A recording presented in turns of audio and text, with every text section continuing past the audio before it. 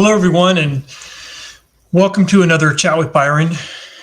Today is Friday, February 9th, 2024. And just a little bit of a kind of a shout out to yesterday. It was 2/8/24.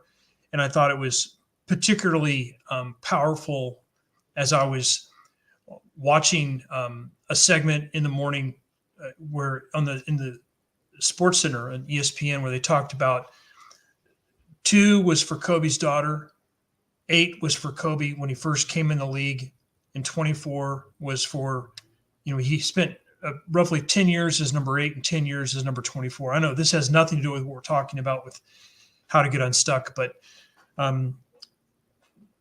for some of you and for me personally, the loss of Kobe Bryant 4 years ago was really powerful. And it just reminds me, even of what I went live earlier this morning on Instagram because I had a friend whose mother passed away last week. People are going through all kinds of different situations and difficulties, and you might be going through something right now. But the point is it is obviously a part of life, and we're going to get to get unstuck here in a minute. But sometimes our public figures are inspirations, and Kobe was one of those people for me. He was an inspiration to me in how he lived, not necessarily how he lived his earlier life, but certainly how he lived his later life, and as far as his work ethic and stuff, and how he loved his daughter, and how he was I forget what he called himself, a dad, a girl dad. Yeah, I think that's what he called himself. But he could tell he had a very, very strong relationship with his daughter and his daughters.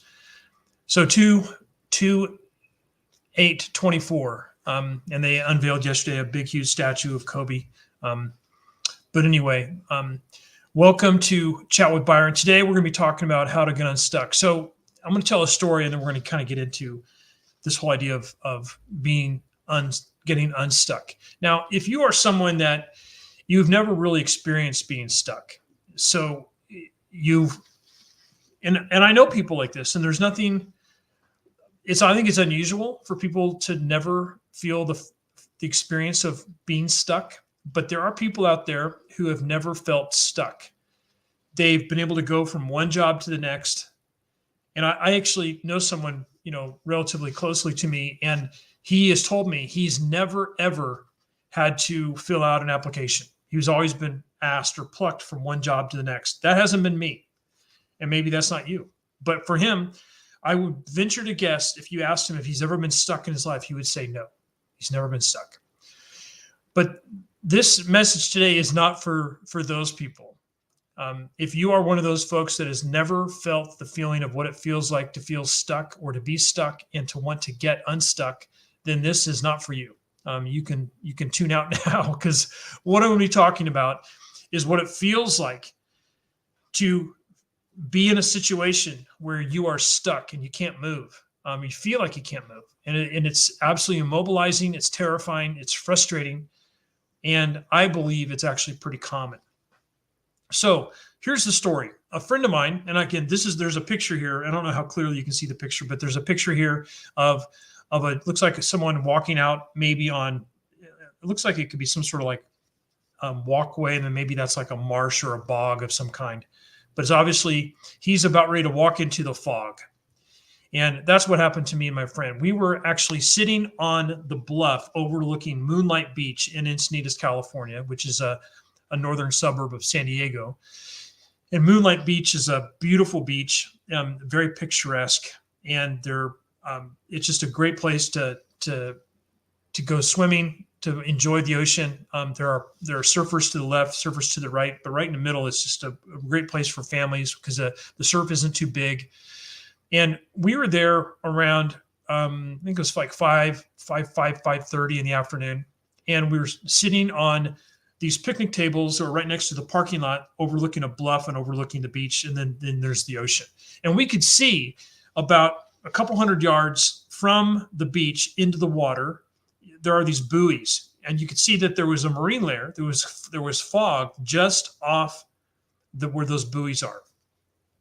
And for those of you who are listening who know of Encinitas and Moonlight, you know exactly what I'm talking about. You know those picnic tables. Now I think there are some benches there, but it's the exact same spot because they did kind of develop that area a little bit. And the story was a while ago. But you know where the buoys are. The buoys are still there.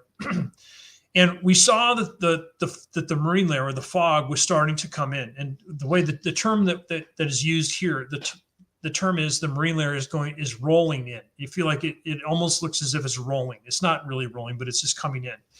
So there needs to be certain conditions in order for there to be marine layer or fog. Obviously it has to do with temperature, humidity. There's a thing called a dew point that there has to be a certain dew point in order for the conditions for fog to exist. But one of the most important factors for fog is that there can't be any wind. So it's got to be dead calm, dead still as far as wind. And that's kind of true with the marine layer that I experienced. So there had to be some kind of pressure pushing the marine layer in, and that's what we were experiencing. It wasn't it came in actually pretty quickly, but it wasn't like a breeze. It was very slow, but it was very consistent and very steady. So we're sitting there on the bench, and we're thought it was kind of cool because it was a nice sunny day, and then it wasn't. It was sunny, and then it wasn't. It was literally sunny, and then you're inside of a cloud. So, but it was kind of wild to watch because, again, their sun was not necessarily shining above us because it's 5 o'clock in the afternoons, but there's sun. And then all of a sudden the sun started to get less and less intense. And then you started to see the fog or the marine layer overtake the water. Then it was on the beach. Then it was, on the sidewalks. Then it was up against the bluff and it was right there. Then it would literally overtake us, and it kind of went behind us and all throughout the parking lot. And I don't know what it was about that particular day and the fog that we experienced in that moment, but the fog that we experienced in that particular instance was so incredibly thick.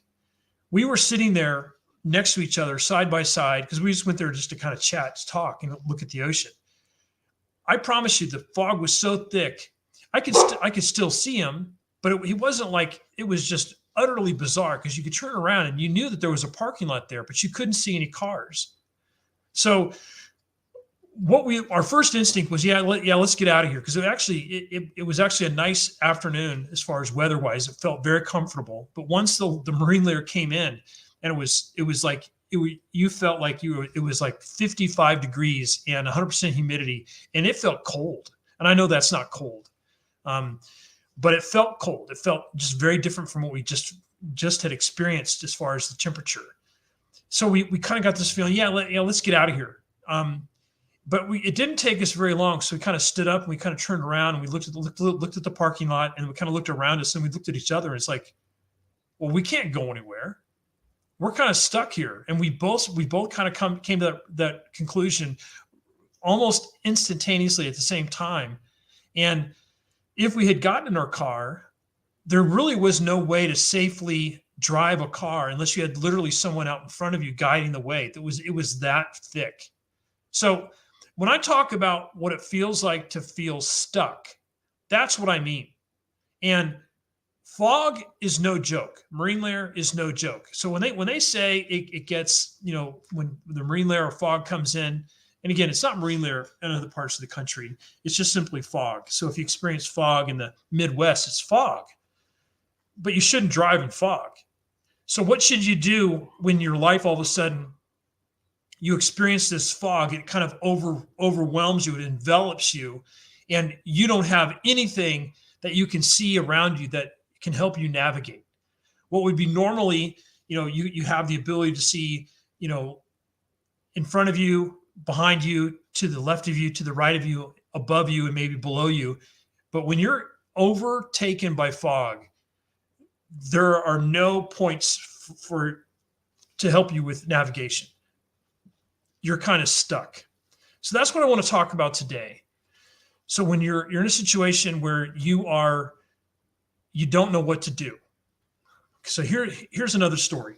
And I'm going to get back, because the first thing I want to talk about actually is fog. So I'll get back to fog. So here's the second story. In 2008, I was sitting in an office of a CEO, And it was just right in the middle of the financial collapse in 2008.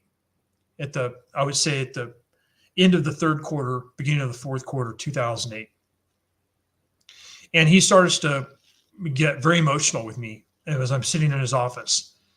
And he said, Byron, I don't think I'm going to have enough money to cover payroll. And I mean, he just said it out loud. It wasn't like we were talking about that. We were just in the middle of a coaching session, and that's what he said. And I'm thinking, okay, so kind of how I thought, okay, you're not going to be able to make payroll. I'm not on your payroll, but I'm not going to get paid because of, it didn't take me very long to figure that out.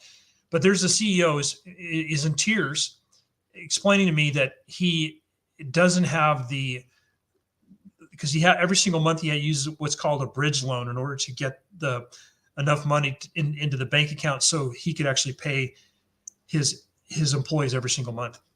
He didn't have the money. It was over 15 clients at the time. I went from 15 clients to 0 in the course of a few months. And I had 0 for quite a long time. And I was doing that at that time. I was doing a lot of CEO coaching. I still do CEO coaching, but not as much CEO coaching today as I did then. That was the second time. No, that was the third time in the course of a period of 3 or 4 years where I experienced this profound sense of stuckness. And I've kind of categorized them.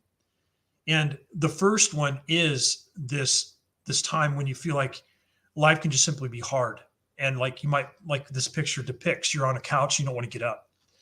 Now, when I was in the office of the CEO, and it was just, he happened to be the first conversation I had that was just a crucial conversation, first domino that was going to hit a bunch of series of dominoes that basically killed my coaching and consulting business in 2008. And I know what this feels like. I know what it feels like. It's like, what's the point? And sure, could there be a little bit of depression that can come into our life when we feel stuck? Absolutely, 100%. So there are things that we need to be doing. We need to be taking care of ourselves in ways so that we're aware of those things. We're cognizant of what's going on. But my point is that there are times when life just simply comes at you. What if you have all of a sudden one of your loved ones, it could be anyone, but it could be a loved one, and they're not feeling well. You go to the doctor, which leads to another doctor, which leads to another doctor, which leads to a really super serious conversation of, I'm sorry to tell you, but. I know people out there that have had that conversation this year with the medical community, and it's absolutely completely rocked their world. They are feeling stuck. And this is something that does not happen because of you or be something that you've done. It just simply happens as it's a part of life. There's a whole book in the Old Testament. It's a book called Job, where a series of things happened to this particular individual, and he was completely, utterly devastated. And then he had friends that came and wanted to theorize and philosophize and theologize. But ultimately, the feelings that Job had are honest and real, and we all have those too. I mean, he lost everything. But when you have there's different kinds of stuckness. And I honestly think fog is one of them, as far as like a metaphor. And when fog comes in, it can come in thick. And when it does come in, it is 100% debilitating because, like I said earlier, we have nothing that helps us navigate. Nothing is navigable. We can't see. We can't know. So when I'm in the office of that CEO, this is the beginning of the fog that I experienced in 2008. I felt it earlier in a couple situations that happened to me previously, but my business was going along pretty good, pretty well. And then it wasn't. And it came to a halt, an abrupt halt. And it was at zero for a long time. And when you're at zero for a long time, this is what you feel. Meaning you have no income. And you have a family that is looking to you for support. And this is kind of how I felt. So the types of stuckness, and again, this is not some scientific validated study. These are my thoughts. So if you don't like these thoughts, then I totally understand, because this is not done with any kind of academic rigor. This is just simply from my experience. So I do this within the spirit of wanting to be helpful. So please take that in mind. So the first kind of stuckness is the stuckness of fog. So what should you do when you encounter fog? There are certain things you can do, and I think that the advice that we get from our public safety folks is we can translate some of that over to our life in this life of direction when we experience fog and we experience stuckness. It's important for us to understand that when we're overtaken by fog, we have to slow down. We can't make really sharp moves. We can't make quick moves. We can't make abrupt moves. So if you have to make a big decision and you are in the midst of fog and overwhelmed by fog, you probably want to get some help making the decision somehow. So just understand that fog isn't impenetrable. You can go through fog, but going through fog at speed can be dangerous. So you have to be careful. So that's all it is. So when fog comes upon you, slow down and be careful. So the second type of stuckness I call kind of too much information. So having too much information can cause us to be stuck because we feel like we're kind of overwhelmed we don't have enough info. We have too much info. We don't have enough time to process the info we have. So as a result, we can feel stuck and in some ways overwhelmed or paralyzed by not knowing what to do.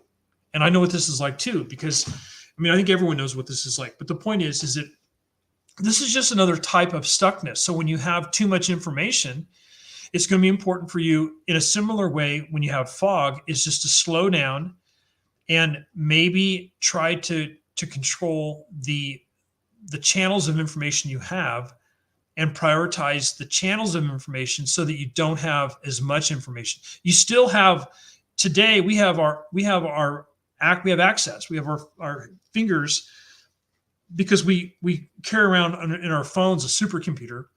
We have access to all this information. And human beings are still human beings. We've been around for a long, long time. So sometimes too much information, well, actually, I would say most of the time, information isn't the only thing you need. I was even having a conversation with someone this week, and you could tell this person was very intelligent, very smart, very educated, but their problem wasn't that. It wasn't their mind or their head. It was actually the issue was the reason why they were stuck is because they weren't ever connected to their heart.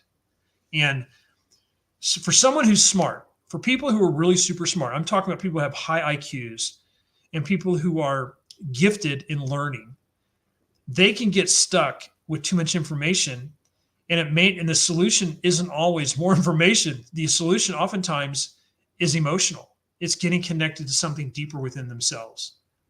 And I think for this particular individual, I think that will become the solution for them, is not staying or remaining in their mind, because going on and getting another degree is easy. And I even said that to him. I said, learning is easy. And for some of us it is. But too much information can actually cause us to be stuck.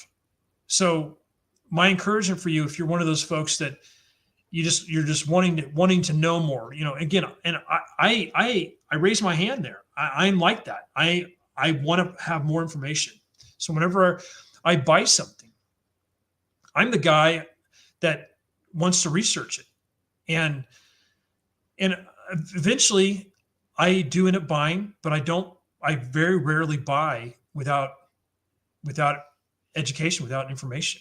But information can sometimes be debilitating because we can be paralyzed because we don't know what to do because we have too much information. The third kind of stuckness is the opposite. It's not enough info. So not having enough info can help us feel stuck, because the hard part is we have to find and prioritize the right information. And sometimes that requires us to look in a different way, to be a little more creative, to use our imagination. Because sometimes being stuck isn't necessarily 100% about the information. But the point is that when we are stuck and we don't have enough info, boy, that is incredibly frustrating. So going back to the folks that have had this experience of having this life-altering diagnosis, you're sitting there in a doctor's office and someone you love dearly has basically been told that if they don't do something radical, significant, their life is not going to be as long as they thought. And you're looking at someone who has the information and you're sitting there. And again, we as patients, we're not stupid, but we don't know a fraction of what the doctors know. So that's when we feel stuck. We don't know what to do. So we don't even know how to even ask the right questions. Have you ever felt like that?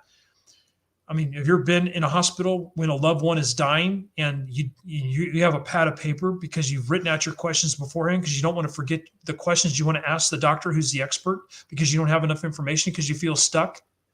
I know what that feels like. Both my parents have passed away. And with both my parents passing away, I felt stuck with this feeling of stuckness because I didn't have enough info. There's a fourth type of stuckness called a holding pattern. Holding pattern is like what an airplane will do when it's wanting to land, but it's told maybe by the tower or by air traffic control that they need to kind of hold a certain pattern in order to wait for the right time to land. And when this happens, it can be also frustrating because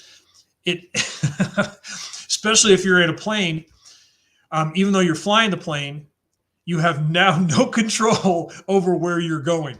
Someone is telling you over a speaker which heading to go at which altitude, and you have to do what they say. And if you're in a holding pattern, that could be while, for example, I remember taking my dad to chemotherapy, and my dad was in a holding pattern. He was doing the treatment, but my dad was going through all these different, strategies to try to lick his cancer, to get his cancer to go into remission. And I know my dad felt this kind of stuckness. He felt the holding pattern. He had to do everything. He had to stop some behaviors. He had to start some behaviors, and then he had to wait. And when we have to wait, that can be really hard because we don't have control over ultimately the situation. So the only thing worse in going in the wrong direction is going in the wrong direction with, enthusiastically, with enthusiasm. So there are times in life when we're stuck with any of those kinds of stuckness.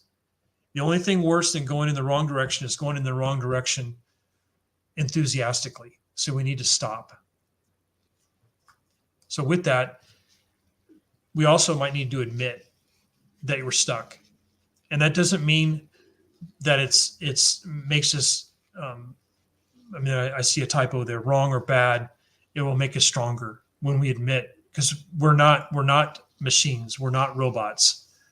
And then I think we need to ask, and one of the biggest defects in life, according to Robert Kiyosaki, one of the biggest defects in life is the inability to ask for help. We do need to ask for help. So we need to stop, we need to admit, and we need to ask, and then we need to act. Here's what the famous Joan Baez says: action is the antidote to despair. Some of you are action biased. I know I am. I definitely have an action bias.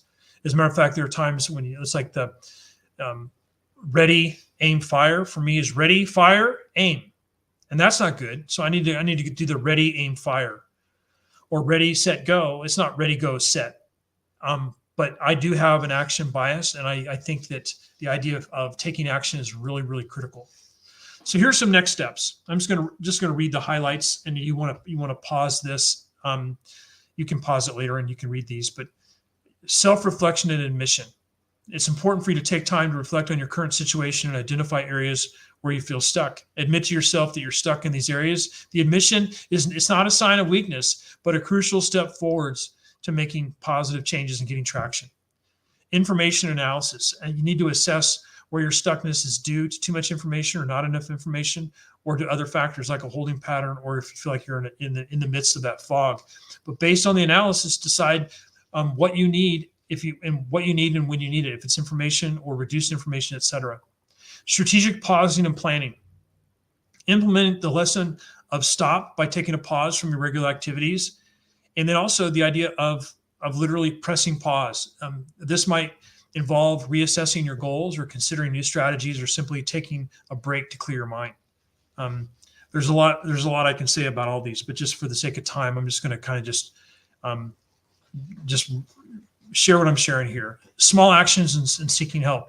You start small, manageable actions that move you in the direction of getting unstuck. Just small steps. It's like, reminds me of the movie What About Bob? Baby steps. Absolutely. Baby steps work. Focus on one step at a time to avoid feeling overwhelmed. Don't hesitate to ask for help. Reach out to mentors, colleagues, friends, and professionals who can provide guidance, support, and a fresh perspective. So that is how to get unstuck. So just really quickly about me, there are the people I love, my family, and there's Mookie and our previous love of our life, which was Zeke. The Kansas City Chiefs play this weekend. They are in the Super Bowl again, and they're playing the San Francisco 49ers like they did 4 years ago. So hopefully you can root on the Chiefs. I would love to have the chance to talk with you. You can consider joining the 1% better, the 10-day challenge. You can go to byronlow.com/join. I would also encourage you, if you want, you can also take the predictive index at no cost to you. I would love to walk you through your results. Love to get to know you. Love to get your thoughts. There's also another PDF that I can share about the stuck stuff, how to get unstuck, is a PDF I made. But the point is that really would love to have you take the predictive index. That is a very incredibly powerful and useful tool. Actually, Tom Rosenack and I were sharing yesterday with how to help managers win. We go live on 11 o'clock every single Thursday, and we actually shared some stuff about the PI yesterday. It's an incredibly powerful tool, and it's used by literally hundreds of thousands of people all over the world, at tens of thousands of companies. So we'd really love for you to take me up on that. And Tom and I do the exact same offer. So really want to thank you for today. Thank you for sticking with me and this whole idea of how to get unstuck and being stuck. No one wants to feel stuck. We all want to feel, the freedom and the elation, kind of like this picture here. Everyone wants to feel like what that feels like, that kind of freedom. And I really believe that you can. But I think that there are times when you need to give yourself a break, that when you feel what you feel, it's not an indictment or a condemnation of you. It's just the reality is of what you're currently going through is really, really hard. And my heart goes out to you. Like I said earlier today, it even reminds me of what the Robin Williams quote: "You just never know what people are going through." So not only be kind to them, but I would add, be kind and gracious to yourself. And if you are currently stuck, and if you want to talk about it, please reach out to me. Go to byronlow.com. There's all kinds of places you can go, but byronlow.com is a place you can certainly set a time to talk if you want to. Anyway, thank you for your time today. You guys have a great day and a great weekend. And don't forget to root for the Kansas City Chiefs for the Super Bowl. Take care. Bye.